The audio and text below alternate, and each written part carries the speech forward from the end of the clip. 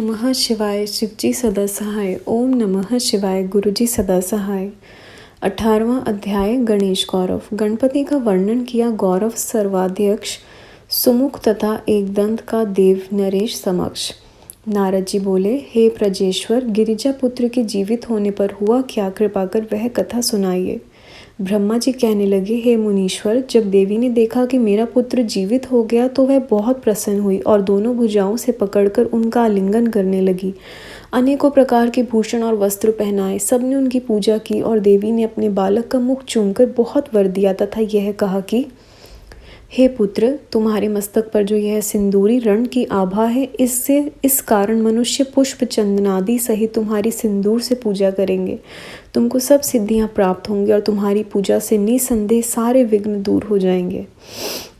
शिव जी ने अपने कर कमलों को उसके शीर पर फेर कर कहा, यह मेरा दूसरा पुत्र है। गणेश जी ने उठकर शिव जी को प्रणाम किया तथा सब देवताओं को प्रणाम करते हुए उनसे अपने अपराध की क्षमा मांगी। त्रिदेवों ने वर दिया, सबका पूज्य और गणनाथ कहा।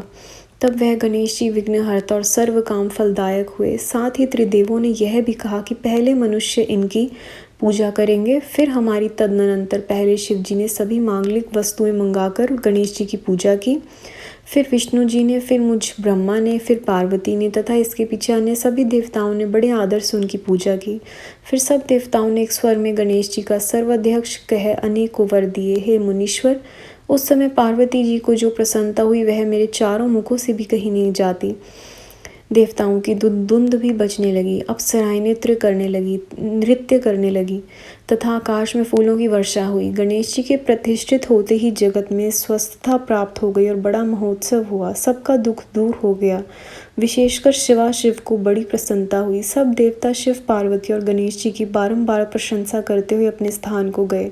पार्वती कोपहीन हो गई और शिव जी पूर्ववत अब उनके समीप जा बैठे। मैं और विष्णु जी भी शंकर जी से आज्ञा ले शिव की भक्ति सेवन करता हुआ अपने लोक को गया। तुम भी अपने लोक को गए। जो इस मंगलदायक आख्यान को नियम से सुनेंगे वह सब मंगलों से पूर्ण होंगे। गणेश जी के प्रसाद से उन्हें सभी मनोरथों की प्राप्ति होगी।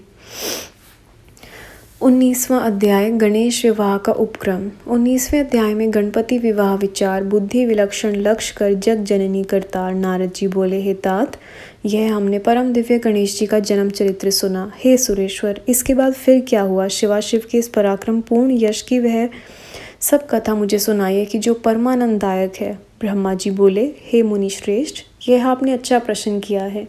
हे ऋषि सत्तम, ध्यान देकर सुनो, मैं कहता हूँ।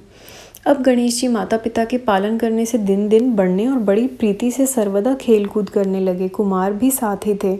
दोनों पुत्र भक्ति पूर्वक माता पिता की सेवा करते हुए परस्पर प्रेम वृद्धि को प्राप्त हुए। एक समय जब शिव पार्वती प्रेम पूर्वक एकांत में बैठे हुए यह विचार कर रहे थे कि अब दोनों पुत्रों का शुभ विवाह कर दिया जाए, तब माता पिता की इस इच्छा को जानकर दोनों कुमारों ने एक साथ ही विवाह की इच्छा प्रकट करते हुए यह कहा कि पहले मैं पहले विवाह करूँगा। ऐसा कहकर दोनों परस्पर विवाद करने लगे। जंगत वंग शंकर पार्वती लोकाचार की दृष्टि से परम आश्चर्यवंतित हुए। उन्होंने सोचा किस प्रकार दोनों का विवाह किया जाए। यह विचार कर दोनों ने एक अद्भुत युक्ति निकाली। एक समय शिव ने उन्हें बुलाकर कहा कि देखो, हमने तुम दोनों के सुख के लिए एक नियम किया है। तुम दोनों ही पुत्र हमारे लिए एक ही समान प्रिय हो, ना कोई न्यून ना कोई अधिक। इस कारण तुम्हारे लिए हमने यह प्रतिज्ञा की है कि जो पहले समस्त पृथ्वी की परिक्रमा करके हमारे पास आएगा उसका ही शुभ विवाह पहले किया जाएगा। तब माता पिता के यह वचन सुनकर महाबली कार्तिक जी तत्काल ही पृथ्वी प्रदक्षिणा के लिए चल पड़े और बुद्धिमान गणेश जी अब तक वहाँ स्थित रहे और बार बार बुद्धि से विचार करने लगे कि क्या करूँ, कहाँ जाऊँ, मुझसे तो एक कोस भी नहीं चला जाता। फिर पृथ्वी की प्रदक्षिणा करना तो बहुत ही कठिन है। यह विचार कर गणेश जी अपने घर में जा स्नान ध्यान कर माता पिता से बोले कि आप दोनों सिंहासन पर बैठिए, मैं पूजा करूँगा। पार्वती शंकर गणेश जी की पूजा ग्रहण करने बैठे।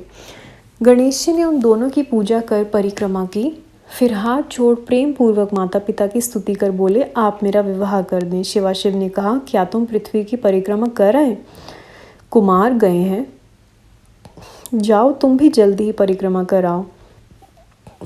गणेश जी माता पिता की यह वचन सुनकर किंचित क्रोध से बोले, हे माताजी, हे पिताजी, आप दोनों कर्म रूप स्वयं ही बड़े बुद्धिमान हैं, इसलिए मेरी यह बात सुनिए कि जब मैंने आपकी 7 बार परिक्रमा कर ली, तब फिर आप यह कैसे कह सकते हैं कि पृथ्वी की परिक्रमा कराओ। शिवाशिव ने कहा, हे पुत्र, तुमने इस महान पृथ्वी की कब प्रदक्षिणा की है। गणेश जी ने कहा, जब मैंने आप दोनों की पूजा और परिक्रमा कर ली तो समस्त पृथ्वी की परिक्रमा हो गई। यदि यह वेद शास्त्र संबंध हो तो आप भी मानिए, अन्यथा नहीं। वेद शास्त्र जो कहते हैं वही आपको भी करना चाहिए, अन्यथा शास्त्र असत्य हो जाएगा। अतएव अब आपको जल्दी ही मेरा विवाह कर देना चाहिए। ऐसा कह बुद्धिमानों ने श्रेष्ठ महाज्ञानी पार्वती पुत्र चुप हो गए। तब विश्व के माता पिता पार्वती शंकर गणेश जी के यह वचन सुनकर बड़े ही आश्चर्यवंतित हुए और पुत्र की विलक्षण बुद्धि की प्रशंसा कर बोले कि हे पुत्र, अवश्य ही तुम्हारा कहना यथार्थ है। तुमने जो कुछ किया है उसको कोई भी नहीं कर सकता। तुम्हारी बात हम दोनों ने मान ली। इस प्रकार बुद्धिमान गणेश को आश्वासन देकर शिव पार्वती ने उनके विवाह की इच्छा की। संगत जी, अध्याय यहाँ समाप्त होता है। गुरु जी, संगत जी, कोई भी मुझसे पढ़ने में जाने अनजाने में भूल हुई हो प्लीज़ माफ़ करिएगा। अगला अध्याय अगली वीडियो में। ओम नमः शिवाय। शिव जी सदा सहाय। ओम नमः शिवाय। गुरु जी सदा सहाय।